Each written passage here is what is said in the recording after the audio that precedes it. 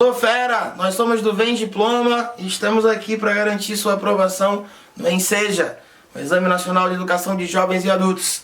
Eu sou o Vilmar Victor, professor de História, e estou aqui para trabalhar com você no nosso módulo de Ciências Humanas e suas Tecnologias. Fera, seguinte, o ENSEJA é uma prova organizada pelo INEP, e o INEP trabalha diretamente lá com um modelo canadense chamado de Escala de Ontário, onde não se cobra mais as matérias soltas. Você não vai encontrar na sua prova do ENSEJA uma prova de português, você não vai encontrar uma prova de biologia, você não vai encontrar uma prova de história. Você vai encontrar o conhecimento dividido em áreas. Então, a gente está aqui para te preparar para a prova de ciências humanas. Você também faz prova de linguagens e códigos, faz prova de ciências da natureza e também faz prova de matemática, tá bom? Então, nas ciências humanas, a gente vai estar aqui, apesar do nome História, dialogando com a geografia, a filosofia, a sociologia. Então, quando você abrir o seu caderno de provas, você não vai encontrar o nome História, você não vai encontrar o nome Filosofia e Sociologia, você não vai encontrar o nome Geografia. Você vai encontrar Ciências Humanas, tá? E aí, se eu estou falando de ciências humanas, eu posso começar te lembrando que uma das ferramentas do ENSEJA, assim como do Exame Nacional do Ensino Médio, é a interdisciplinaridade. É você dialogar esses conhecimentos. Então, tudo certo? Tamo junto? Vamos pra guerra. Bem, estou aqui com o capítulo 1 da sua prova do ENSEJA, lá no seu sumário da apostila do INEP, ou estudando por onde você estiver estudando, você vai encontrar esse tópico aqui, que é o tópico 1. O ENSEJA trabalha cultura, memória e identidade. Então, fera, antes de tudo, né, o que é que a gente pode trazer como dica importante? Então vamos nessa. Primeiramente, fora Temer. Segundo, a gente pode lembrar que não tem como fazer essa prova sem trabalhar com você a definição desses conceitos. Cultura, memória, identidade, são conceitos das ciências humanas que você precisa definir antes de começar a entender como essa prova funciona, tá bom? Então vamos nessa. Bom, meu fera, quando a gente fala aqui em cultura, eu posso trabalhar com você com várias definições, mas eu gosto dessa, que é a mais simples possível, a mais simples que você possa imaginar. Posso definir de uma maneira bem materialista mesmo com você, que cultura é tudo aquilo que o homem produz. Ponto. Não se pergunta muito. Toda vez que tu encontrar na tua prova o tópico cultura, lembra, tudo que o homem produz, tudo que ele toca, tudo que ele vê, pode e deve informar sobre ele. Professor, então tudo é cultura? Sim. Professor, e aquele funk com aquele batidão, com aquela letra que repete sempre a mesma coisa, sempre sem muito sentido? Cultura. Professor, eu não gosto. É um direito seu.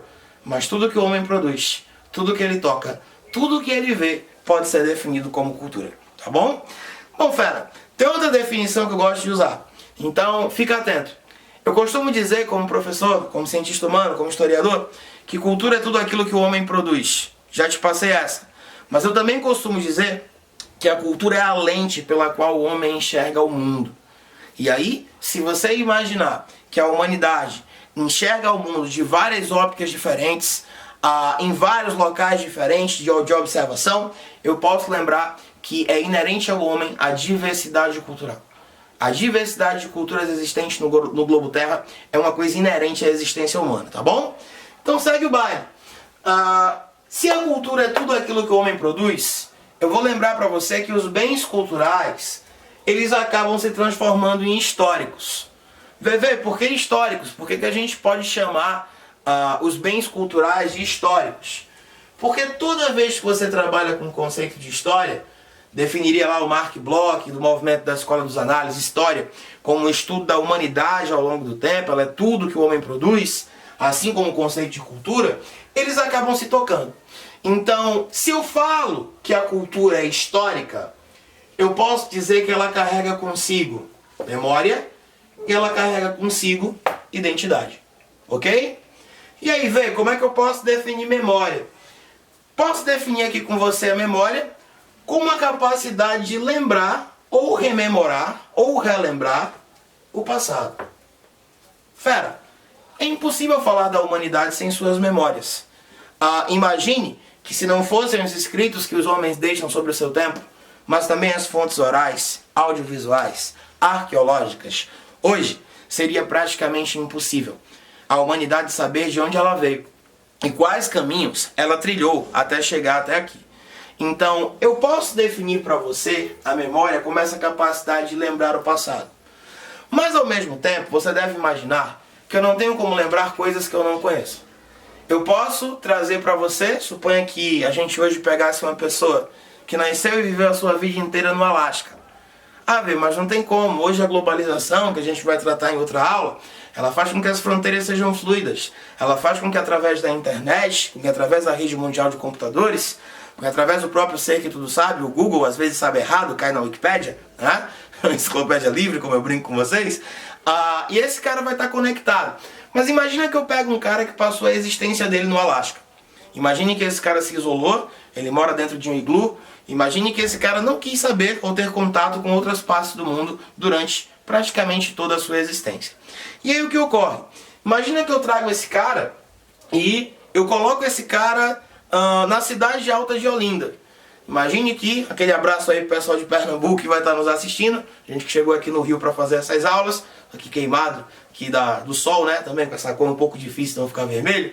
Então, imagina que eu pego esse cara e solto esse cara no alto da serra. Esse cara vai andar e eu vou perguntar para ele: e aí, fera, como é que tá? E aí, o que é que você enxerga? Ele vai dizer: Olinda, patrimônio histórico da humanidade. Não. Se eu pego esse cara e subo com ele no Corcovado, aqui no Rio de Janeiro, eu faço: vamos lá, fera, sobe aqui, ó, vem comigo, monstro. Chega aqui no Cristo Redentor. Ele vai dizer: nossa, fantástico, sinistro, muito bonito, uma escultura muito bem feita, mas ele não vai conseguir identificar. Por quê? Eu não posso lembrar aquilo que eu não conheço.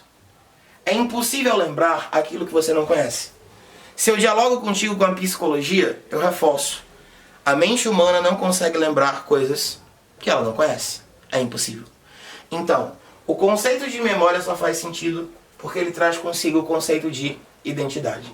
Então, fera, você não vai encontrar na prova do Enseja uma questão sobre cultura, uma questão sobre memória, uma questão sobre identidade. Não. Você vai encontrar toda essa mistura, toda essa confluência. Tá bom? Então, a gente vai chegar aqui e encontrar o conceito de identidade. Posso defini-la, como eu escrevi com você, com essa letra hieróglifa horrorosa. Capacidade de reconhecer-se com algo ou com você mesmo. Então, a criação da identidade brasileira, a construção do que é ser brasileiro, a construção da chamada cultura nacional, entre aspas, ela vai permear todos esses conceitos que a gente está estudando aqui, tá bom? Então, a gente vai puxar esse tópico para trazer uma dica importante. Algo que a gente escuta muito aí dos nossos alunos que estão fazendo no Enseja é que é muito difícil ter acesso a essa prova.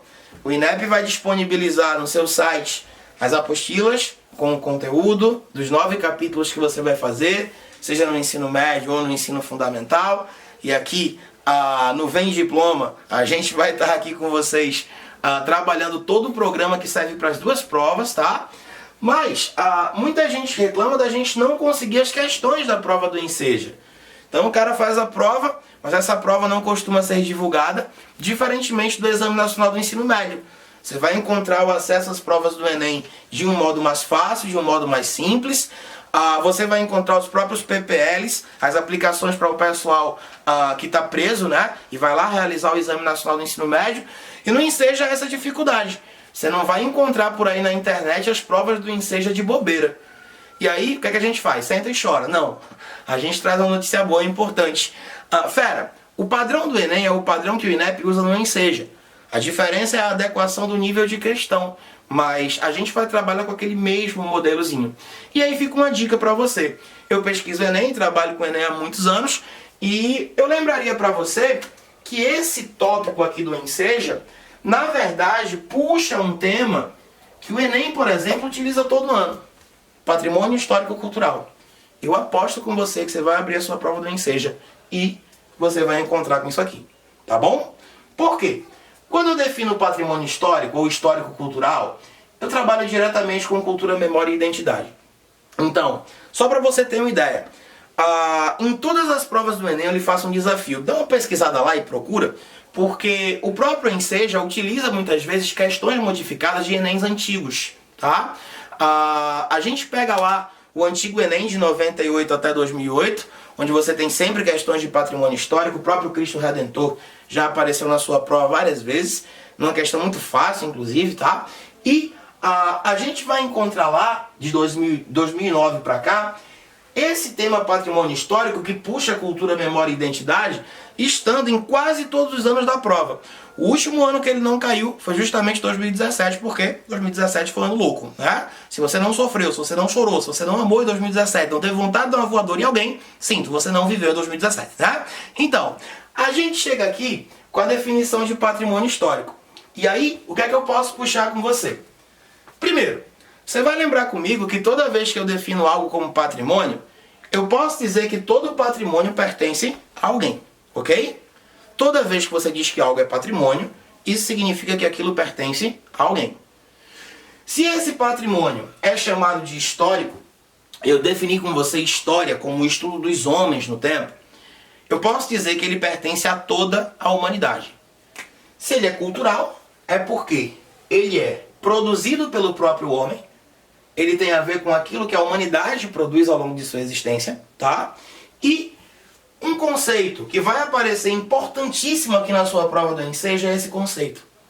Provavelmente, a sua questão que fala sobre esse tópico do capítulo 1, ela vai falar sobre o valor da memória. E aí, a gente pode discutir com você o conceito de valor. Toda vez que a gente diz que alguma coisa tem valor, isso significa que ela significa algo para alguém.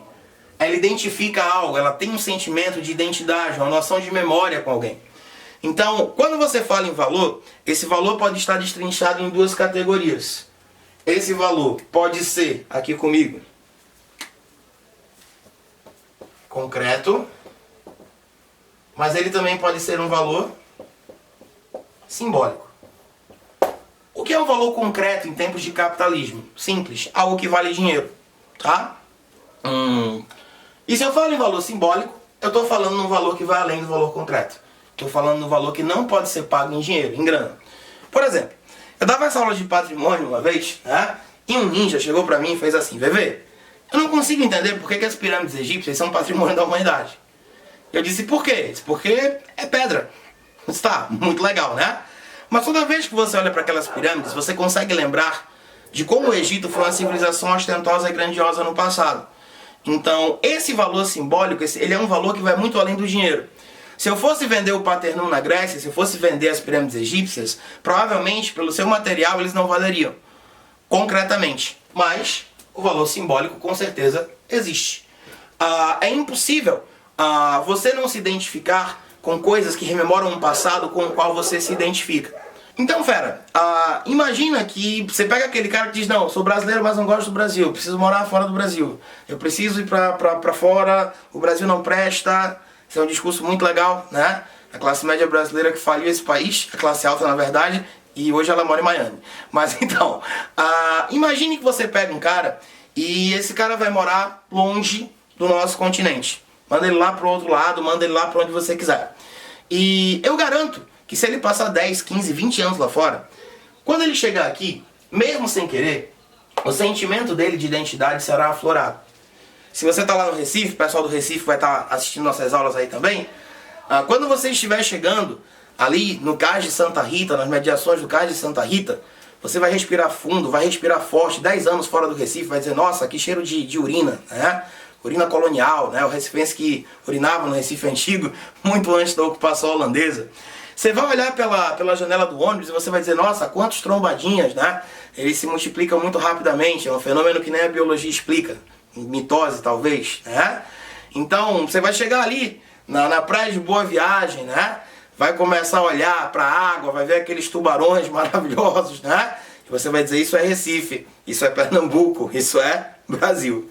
Sentimento de identidade.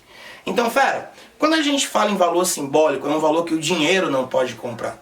Imagina lá, filho, aquela sua cueca horrorosa, verde-limão com bolinhas roxas, que você tinha desde a 6ª série. E a sua mãe quis rasgar, quis tocar fogo naquela miséria, mas você disse: não, mãe, essa é a minha cueca da sorte, ela tem muito valor para mim. Então, quando você trata de patrimônio histórico, você trata de um valor principalmente simbólico, ok? Sendo assim, fera, cabe aqui uma divisão que com certeza a prova do Enseja vai usar. O Enem trabalha com isso todos os anos, o Enseja também deve trabalhar. A gente está lá apostando com você que é o mesmo modelo de prova. A diferença é o objetivo. Um é o Exame Nacional do Ensino Médio, ele vai ser muito usado como forma de ingresso no ensino superior. Ele foi usado até o ano de 2016 também para obtenção do diploma de ensino médio. Se você tira lá uma nota razoável no Enem, você conseguir esse diploma. E o Enseja hoje praticamente faz sozinho essa função.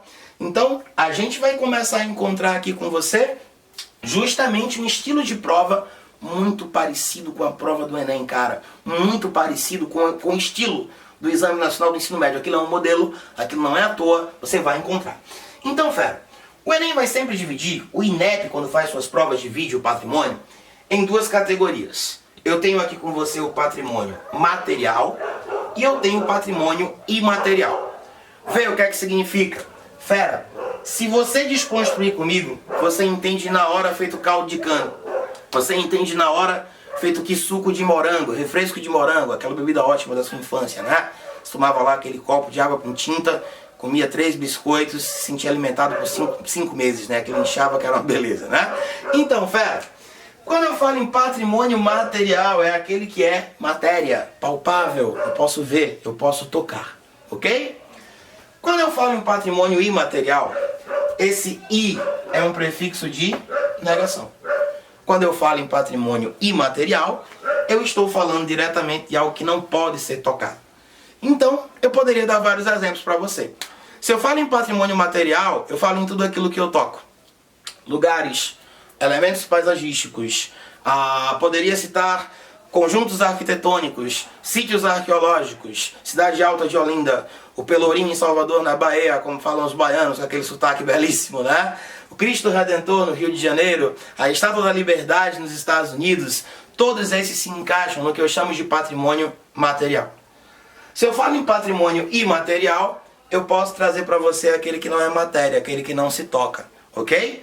E aí eu posso usar vários exemplos que vão desde o folclore, festas, danças. Poderia citar para você, por exemplo, o frevo. O frevo é tombado, catalogado pela Unesco em 2012 como um patrimônio imaterial de toda a humanidade, ok? Então hoje o conceito de monumento ele vai muito além daquilo que é matéria. Você fala monumento, vamos brincar um pouco de psicologia. O que é que o seu subconsciente projeta? Provavelmente uma estátua. Muitos de vocês pensaram sem querer, o subconsciente projetou o Cristo Redentor. Outros lembraram da Estátua da Liberdade. Se eu falo patrimônio natural, você vai lembrar de coisas que existiam e não foram construídas pelo homem, mas também são patrimônio. Grand Canyon nos Estados Unidos, Cataratas do Iguaçu, lá no sul do Brasil. Mas, se eu falo em patrimônio material, o frevo pode ser lembrado muito facilmente, tá bom? Vai haver essa identidade, esse sentimento de identificação. Então, continuando, fera, seguindo o baile, a gente pode lembrar aqui dos órgãos competentes, que o Enem sempre vai destacar. Mas antes de falar sobre esses órgãos competentes, vamos lá para uma dica importante. Exame Nacional do Ensino Médio em 2007.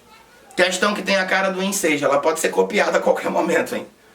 Vê, mas o Enseja é uma prova inédita, não pode ter questões copiadas. Bom, você sabe que o INEP copia dele mesmo, ele vai lá, muda uma coisa ou outra e põe na prova. Então, o que acontece? Você abre lá o Enem 2007, tem uma questão muito fácil, caramelzinho na chupeta, muito fácil, muito. Onde estavam imagens. O Enem estava ajudando lá você, o Enseja pode ajudar também, por que não? E essas imagens davam conta de patrimônios históricos da humanidade. E ele pedia, marque abaixo aquele que representa um patrimônio imaterial. E lá estava o Cristo Redentor, a Esfinge de Tebas, no Egito. Lá você encontrava patrimônios naturais também. E a resposta estava na letra C de sogra, ou sogra é com S, né? Cobra é com C, que eu sempre me confundo, tá? Que trazia diretamente lá para você uma festa muito famosa, que é a festa do Bumba Meu Boi. Festas, tradições, artes do saber e do fazer, a própria capoeira também é um patrimônio material, representadas lá na sua prova. Eu resolvi essa questão uma vez e um ninja fez: discordo do INEP, acho que tá errado. Eu disse: por que, ninja? Gênio, vai lá, faz teu nome, por que tá errado? Ele falou: porque eu já fui na festa do boi, lá no norte do Brasil. Eu disse: sim, beleza. E por que ela é um patrimônio material e não imaterial? Ele disse: professor, eu juro, porque se você for lá na festa você vai ver. Você pode tocar no boi, você pode pegar no rabo do boi, você pode segurar o chifre dele, inclusive. Então ele é material. Eu disse: olha, ninja, mas se o cara que faz o boi morrer, a festa não vai deixar de existir. Então, obviamente, imagine que todas as tradições que são passadas de uma maneira menos concreta, de uma maneira mais simbólica, são patrimônios imateriais da humanidade, tá bom? Bom, meu filho, quem é que tem a responsabilidade legal e jurídica sobre tudo isso? Aqui estão dois órgãos competentes importantes: Unesco e IFAM. Órgão internacional, tá lá a Unesco, a União das Nações Unidas para Saúde, Cultura e tudo, né? A Unesco se mete em tudo, até no Criança Esperança.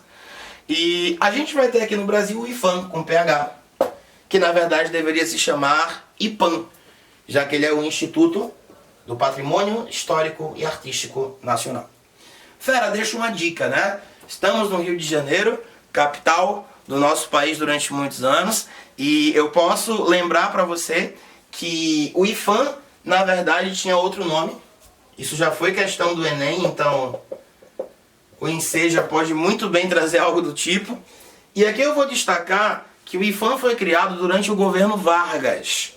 Getúlio Vargas, o presidente que por mais tempo governou o Brasil. A ver, Dom Pedro II, imperador, quase 50 anos de governo. Mas como presidente, Getúlio Vargas é o presidente que por mais tempo governa esse país maravilhoso, né? Onde as coisas acontecem ao contrário. Onde a banana come o macaco, o poste mija no cachorro. Esse país lindo, fantástico, incrível, né? Então, no Estado Novo, que é uma microditadura, não esqueça, Getúlio aplica um golpe nele mesmo para continuar no poder. Já estava de 30 a 37, vai de 37 a 45 com o fim da Segunda Guerra Mundial. Getúlio Vargas cria o CIFAM. CIFAM significa Serviço do Patrimônio Histórico e Artístico Nacional. Perceba que o sobrenome é o mesmo. Eu só mudo de serviço para instituto. Vê, o IFAM então, a Unesco, elas têm quais funções? As funções de restaurar, preservar, proteger e também tombar o patrimônio histórico. Poxa, vê, mas eu assisto muito youtuber, né? A minha ideia é estudar pelo YouTube. Disseram que o YouTube tem tudo, então cuidado. Se você estudou pelo YouTube, você pode ter dificuldade com o conceito de tombamento, né? Tem um pessoal na internet aí que postam as coisas, né? Se é pra tombar, tombei, né? Tem um pessoal que acredita que tombar significa derrubar.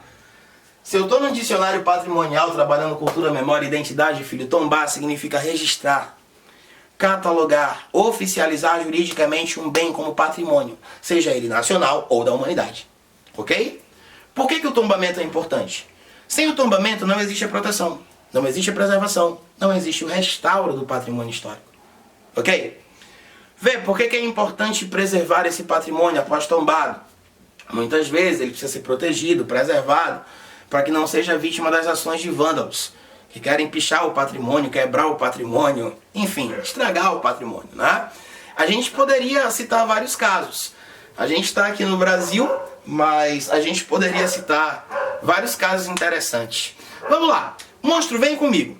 Tô indo com você para um local chamado Oriente Médio, Pacífico, super tranquilo, né? Então, lá no Oriente Médio, berço de várias aberrações, como o Estado Islâmico, por exemplo, e outras facetas do terrorismo, talvez você não imagine o que eu vou citar. Vamos brincar de psicologia. Eu falo com você, Afeganistão. O que é que o seu subconsciente projeta? Provavelmente homem-bomba, explosão, gente morta, terrorismo, né? E se eu dissesse que há cerca de 1.500 anos atrás, o atual Afeganistão, abarcava uma civilização budista? Sério, velho? O Afeganistão era um local budista? Sim. Pois é. O que acontece é que quando o Islã cresceu, principalmente durante a Idade Média, e se expandiu depois, posteriormente, com o surgimento do fundamentalismo e extremismo muçulmano, é bom lembrar que nem todo árabe é extremista e nem todo árabe é muçulmano, não generalize, surgiram grupos que resolveram acabar com qualquer memória do Afeganistão antes de Maomé. E aí o que aconteceu? Um grupo radical, lá em 2001, mesmo ano do atentado ao outro, etc., pegou um monte de dinamite, Lá estava, no Afeganistão, a maior estátua de Buda gigante do mundo. Lá estava uma estátua de Buda a muitos metros de altura, 53 metros de altura, esculpidos em pedra. Rapaz, toda vez que eu leio isso, eu fico pensando, rapaz, parabéns, né? O cara esculpiu um Buda gigante em 53 metros de pedra, ele é um gênio, né? É mais fácil cagar um aipim, né? É difícil, né? Puxado. Então, esses caras foram lá, encheram o pé da estátua gigante de Buda de dinamite e explodiram tudo. Foi pedaço de Buda pra tudo quanto foi lado. Um crime contra o patrimônio histórico da humanidade. Por que ele foi feito? Os muçulmanos extremistas não queriam preservar qualquer memória que não fosse do Islã no Afeganistão. Bom, fera, eis a importância. Se você não consegue dialogar a memória com a identidade, não consegue reconhecer o valor da cultura, essas atrocidades acontecem. Então, esses órgãos têm toda essa função. E aí eu lembro, se você tomba, se você protege, se você preserva, é muito importante fazer o restauro do patrimônio histórico. O Brasil é um país com um patrimônio histórico vasto, interessantíssimo. Mas no Enem de 2007 tinha uma questão que relacionava o patrimônio com o turismo, que é uma coisa que com certeza deve aparecer. Existe hoje um apelo para que você faça com que os locais que viram patrimônio gerem fluxo financeiro, também, obviamente, respeitando as legislações. E o que a gente vai encontrar? Você vai encontrar nessa questão que o Brasil estava fora, há 10, 11 anos atrás, do top 10 dos destinos de turistas no mundo inteiro. Nossa, cara, mas o Brasil tá fora, o Brasil tem um patrimônio tão vasto, cara. Você falou de Recife, de Olinda, do Rio de Janeiro, você poderia falar do Rio Grande do Sul, poderia falar do norte do Brasil, falamos do norte do Brasil, ao falar do boi bombada, do Bumba Meu Boi. Mas enfim, porque o Brasil tava fora. A resposta dizia lá, o Brasil não acompanha o seu patrimônio em termos de estrutura e acessibilidade. Não adianta ter um patrimônio incrível se você não possibilitar o acesso das populações a ele. Você já foi ao Cristo Redentor no Rio de Janeiro? É caro, né? Se você já resolver subir a pé o Corcovado, você não vai conseguir chegar lá em cima. Então, não adianta preservar e proteger o patrimônio, é preciso garantir o acesso das populações. E como um dos tópicos do Enseja é cidadania, a gente já está puxando o link aí para mais uma aula aqui no nosso canal, e com certeza você vai estar junto, vai estar ligado aí, né? Então, fera, uma vez eu estava dando essa aula, né, falando que o restauro é importante. Lá no Recife a gente tem vários casos de igrejas que quase desabaram, igrejas barrocas. O próprio IFAM muitas vezes é burocrático. Eu poderia lembrar da Matriz de Santo Antônio, um dossiê que foi enviado em 2006 para o restauro da igreja, e o restauro começou 9 anos depois, muitas licitações depois, né? Então, uma vez eu dava essa aula e eu expliquei que restaurar é diferente de reformar. Fera, por favor, estou fazendo a prova do Enseja, e aí aparece um item na sua questão que diz: uma das funções dos órgãos competentes na preservação do patrimônio histórico é a função de reformar o patrimônio. Errado. Pode escrever ao lado desse item: drogas pesadas. Errado. Se eu reformo, eu modifico o formato original. Se eu modifico o formato original, eu desconstruo memória, eu quebro identidade, eu firo o patrimônio. Restaurar é o termo certo. Restaurar significa dar uma boa aparência, mas mantendo o formato original da obra, tá bom? Então eu dava essa aula uma vez e explicava isso, aí um ninja fez: VV, eu posso chegar no Rio de Janeiro, né, tirar os 2 braços do Cristo Redentor que estão assim, colocá-los assim? Não, ficaria divertidíssimo, mas obviamente eu não posso reformar o Cristo, eu tenho que restaurá-lo caso haja a necessidade, tá bom? Bom, meu fera, então é isso. Essa foi a nossa aula 1, capítulo 1 da sua prova do Enseja. Fique ligado no nosso canal, temos mais 9 aulas de Ciências Humanas e suas tecnologias para o Enseja. Vem diploma, História com VV. Valeu!